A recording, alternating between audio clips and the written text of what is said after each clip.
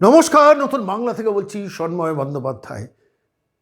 এই ল্যাবরেটরিতে যে মমতা বন্দ্যোপাধ্যায় পরীক্ষা করেন, অর্থাৎ নির্বাচনী ল্যাবরেটরি এই বাংলার, কখনো মিমি, কখনো নুসরাত, কখনো সন্ধ্যা রায়, কখনো মুনমুন সেনকে দিয়ে লক্ষ লক্ষ কোটি কোটি টাকার রাষ্ট্রীয় সম্পদ নষ্ট হয়। অর্থাৎ তাদের সাংসদ করেন, তাদের নির্বাচনী গ্ল্যামারে তাদের গ্ল্যামারটাকে ব্যবহার করে মানুষের ভোটটা নিয়ে তারপর তারা অকর্মণ্য হয়ে সংসদে সময় কাটান। 5 বছর 5 বছর চলে গেলে তখন মুখটাকে আবার বদলে দেওয়া হয়। সেই মুখ এক একটা সময় বদলে বদলে, কখনো মিমি আসেন, কখনো নুসরাত আসেন, কখনো শতাব্দী আসেন, কখনো সন্ধ্যা রায় আসেন, কখনো মুনমুন সেন আসেন, কখনো দেব আসেন। সংসদে গিয়ে এরা কী করেন? কটা ডিবেটে পার্টিসিপেট করেন? কতদিন উপস্থিত থাকেন? তথ্য বলছে যে 5 বছরে একজন সাংসদের জন্য রাষ্ট্রের খরচ হয় প্রায় 9 কোটি টাকা। আর সেইখানে দাঁড়িয়ে এইভাবে পরীক্ষাটা কি সমীচীন? এই প্রশ্নটা নিয়ে আমরা বারবার আসি।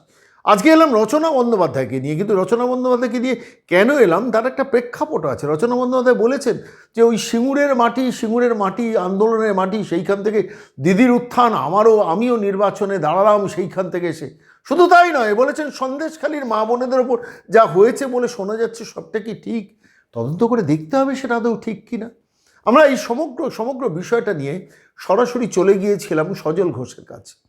সজলকে বললাম যে আর কতটা নিচে বাঙালিকে নামতে হবে বলুন তো, কোন স্তরে নামতে হবে? হুগলির মানুষ কি এতই দুর্ভাগা? ভাবুন তো, একটা জামশেদপুর, টাটা জামশেদপুর পেতে পারতো, ওই হুগলির ছেলেমেয়েগুলো চাকরি পেতে পারতো, ওই হুগলির শিক্ষিত বেকাররা চাকরি পেতে পারতো, পরিযায়ী শ্রমিক হয়ে বাংলার বাইরে হুগলির মাটি থেকে যে ছেলেমেয়েগুলো বাইরে আছে কিংবা আশেপাশের সমস্ত জেলায়, বাংলার প্রচুর জেলা থেকে গিয়ে ওইখানে চাকরিটা পেতে পারতো, কর্মসংস্থান পেতে পারতো, একটা ন্যানোকে কেন্দ্র করে একটা বিশাল অটোমোবাইল হাব হতে পারতো। সেটাকে হয়ে যাওয়া কারখানা 85% একটা হয়ে যাওয়া কারখানাকে ডিনামাইট দিয়ে ভেঙে তাড়িয়ে তারপর মমতা বন্দ্যোপাধ্যায় রাইটার্স হয়ে নবান্নে চলে গেলেন। সেই সিঙ্গুর আজকে একটা কারখানা পেল না। আরও বলেছেন রচনা বন্দ্যোপাধ্যায়, কেন ওখানে তো প্রচুর কারখানা হয়ে গেছে, আমি তো আসার সময় প্রচুর ধোঁয়া দেখেছি। অসাধারণ। আমি এই জাতীয় প্রার্থী নিয়েই মমতা বন্দ্যোপাধ্যায়, অভিষেক বন্দ্যোপাধ্যায়, ব্যানার্জি প্রাইভেট লিমিটেড লুঠেরার কোম্পানি বাংলায় লোকসভা নির্বাচনে বিপণনে নেমেছেন তাদের ক্যান্ডিডেটদের, এবং তারপর সেই ক্যান্ডিডেটদের জিতিয়ে নিয়ে আসার পর যেতে হবে না সংসদে, তুমি তোমার ফিল্মের লাইনে থাকো, আমার পারপাস সাহেব, আমার হাতে একটা সাংসদ আছে, সংসদ তহবিলের টাকাটা আমি নেব, এবং তারপর যখন দরকার হবে তখন আবার তোমাকে ব্যবহার করব। এই নির্লজ্জ রাজনীতির বিরুদ্ধেই বাংলার মানুষের জেগে ওঠা দরকার, হুগলির মানুষের প্রতিবাদ করা দরকার। হুগলির যারা আমাদের এই প্রতিবেদন দেখবেন, আমি প্রত্যেককে বলবো দয়া করে এই ফাঁদে পা দেবেন না। রচনা বন্দ্যোপাধ্যায়কে নির্বাচিত করা মানে আরেকটা মিমি, আরেকটা নুসরাত করা। যারা লোকসভায় যেতেনই না, যাবেন রচনা বন্দ্যোপাধ্যায় লোকসভায়, ওই মাঝে মাঝে যাবেন, একটু দেখা সাক্ষাৎ করে দিয়ে আবার দিদি নাম্বার 1 থেকে যাবেন, আর হুগলির মানুষ হুগলিতেই থেকে যাবেন। এই পরিস্থিতির মধ্যে, এই পরিবেশের মধ্যেই আজকে আমরা সরাসরি গিয়েছিলাম সজল ঘোষের কাছে। আমি সমস্ত ঘটনা নিয়ে তাকে প্রশ্ন করেছিলাম যে দেখো, হুগলির মানুষের কি দুর্ভাগ্য সজল, যে যেখানে একটা জামশেদপুর টাটা তৈরি হতে পারত, মমতা বন্দ্যোপাধ্যায়ের ব্যক্তিগত রাজনীতির স্বার্থে সেই টাটাকে মেরে তাড়ালেন, আর সেইখানে নিয়ে এসে রচনা বন্দ্যোপাধ্যায়কে নির্বাচনে দাঁড় করালেন, এবং নির্লজ্জের মতো তিনি আবার গিয়ে হুগলিতে ওই সিঙ্গুরের ওখানে মা কালীকে প্রণাম করে তারপর নির্বাচনী প্রচারে বেরোচ্ছে। কতটা নির্লজ্জ না হলে এটা করা যায়? সজল ঘোষ কি বললেন নতুন বাংলা দর্শকরা শুনুন। সজল, সিঙ্গুর থেকে অভিযান শুরু করলেন রচনা বন্দ্যোপাধ্যায় হুগলি লকেট চট্টোপাধ্যায়ের বিরুদ্ধে প্রার্থী হয়ে। সিঙ্গুর তো বাংলার অভিশাপ, তার কারণ এই সিঙ্গুরের জন্য বাংলা একটা জামশেদপুর পায়নি। সেই অভিশাপের জায়গাটাকে স্মরণ করে একজন প্রার্থী নির্বাচনে দাঁড়ালেন এবং বলছেন প্রচুর ইন্ডাস্ট্রি, প্রচুর ধোঁয়া দেখেছি সিঙ্গুরে। কি বলবে? প্রথম কথা বলি, যেমন ঝাড় তেমনই বাঁশ হবে। সিঙ্গুরকে আপনি অভিশাপ বললেন, সিঙ্গুর থেকেই একটা অভিশপ্ত সরকারের জন্ম হয়েছে পশ্চিমবঙ্গে। ঠিক সেই সিঙ্গুর থেকে আবার যখন আরেকজন একই দলের, ওই দলের যদি প্রার্থী হয়, তাহলে সেটা হুগলির মানুষের জন্য আরেকটা অভিশাপ। আমি আপনাদেরকে বলি, দেখুন, সেটা হচ্ছে, আপনি বললেন একটা জামশেদপুর পাইনি, আমি বলছি তা নয়। শুধু জামশেদপুর পাইনি নয়, সানন্দ পেয়েছে একটা গুজরাট। আজকে সেখানে শুধু যে ন্যানো কারখানা বা টাটার কারখানা হয়েছে তা নয়, সেখানে আরও অনেকগুলো গাড়ির হাব হয়েছে, অনেকগুলো কোম্পানি এসছে। ইলন মাস্কের মতন কোম্পানি তারা সেই জায়গাকে ভাবনা চিন্তা করছে এবং সেখানে তারা কাজ করার জন্য চুক্তি করছে। এই রকম একটা অভিশপ্ত জায়গা থেকে দাঁড়িয়ে এরকম একটা অভিশপ্ত দলের প্রার্থী যখন তার মানে প্রচার শুরু করেন, এটা পরিষ্কার বলে দেয় যে আর একটা অভিশাপ বয়ে আনতে চলেছে। হুগলির মানুষকে কি এরা এত বোকা ভাবে? হুগলির মানুষ কি এত বোকা? একবার বোকা বনেছে। একটা তাপসী মালিকের মৃতদেহ দেখিয়ে সারা বাংলায় এরা একদিন ভোট নিয়েছে। একটা তাপসী মালিকের মৃতদেহ দেখিয়ে কত কেঁদেছে। আজকে সেই তাপসী মালিকের বাবার খবর কি এরা রাখে? পরিবারের খবর কি এরা রাখে? ঠিক সেরকম যারা একে ভোট দেবার কথা ভাবছেন তারা একবার এগুলো ভাববেন যে ভবিষ্যতে আপনারও খোঁজ খবর নেবার কেউ থাকবে না।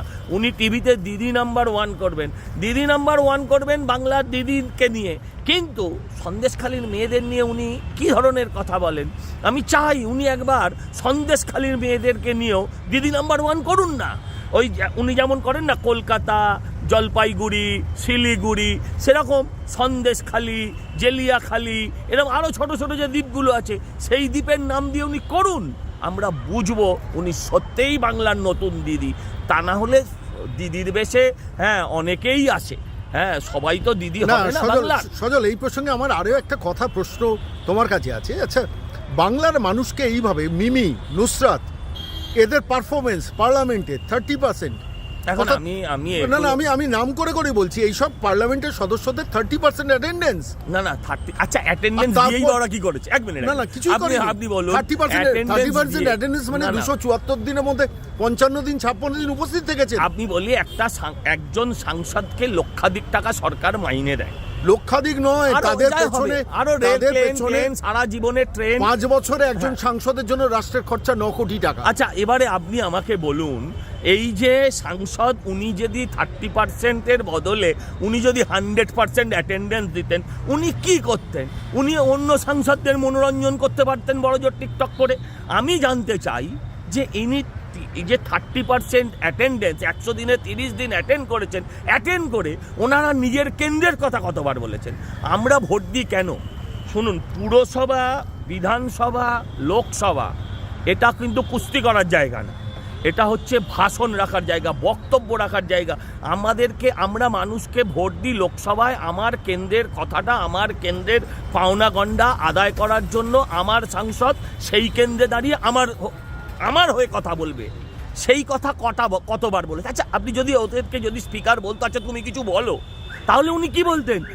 উনি বলতেন যে আমি সাংসদে এসছি, এটা সংসদের ভাগ্য। তাই ঠিকই তো।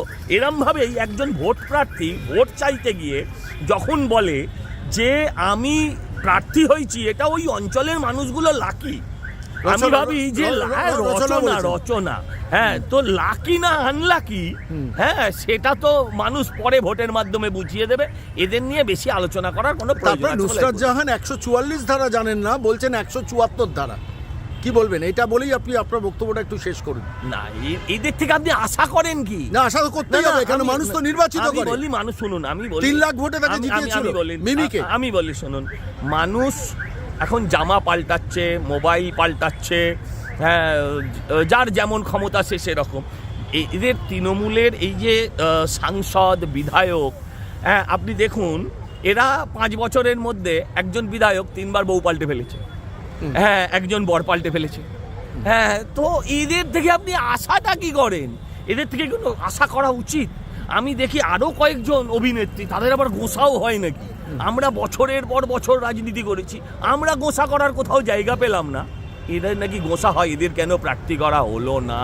ঠিকই তো, এই 80-র দশকের কোনো নায়িকাকে প্রার্থী করে এখন যদি 2020-র দশকের কোনো নায়িকাকে ছেটে দেওয়া হয়, তার মানে সে যে কত অপাঙ্ক্তেয় সেটা বলা হয়। ফলে তার মার্কেট এমনিও স্টারডাম নেই, আরও যেটুকু থাকে সেটুকুও শেষ হয়ে যায়, ফলে তাদের দুঃখ হয়, ব্যথা হয়। এতে কি বলবো? এদের নিয়ে দে আর নট সিরিয়াস ইস্যু।